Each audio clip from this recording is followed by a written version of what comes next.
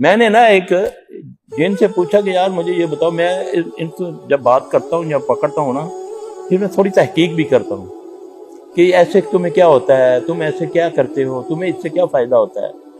وہ کہتا ہے جب تم آیت الکرسی پڑھ لیتے ہو تمہارے گرد ایک حصار بن جاتا ہے، ہمارے لیے وہ آگ ہو جاتی ہے، کانٹے ہو جاتی ہے۔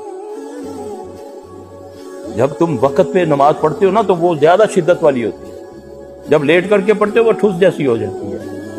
اس لیے نا ہمیں تو حکم ہے نا، لالے دیا کہ موت کے علاوہ جس نے نماز کے بعد آیت الکرسی پڑھی، موت کے علاوہ جنت میں کون سی چیز رکاوٹ ہے؟ موت ہے نا۔ تو اس کے جو اس کی افادیت ہے، جو اس کی حفاظت ہے، تو وہ تو شیاطین سے اللہ بچاتا ہے ہمیں۔ جب آیت الکرسی پڑھ لیتے ہیں، اپنے آپ کو دم کر لیتے ہیں، تو یہ تو نہیں چھوٹ سکتا، بشرطے کہ پیٹ میں حرام نہ ہو، آنکھوں میں حلال ہو، کانوں میں حلال ہو۔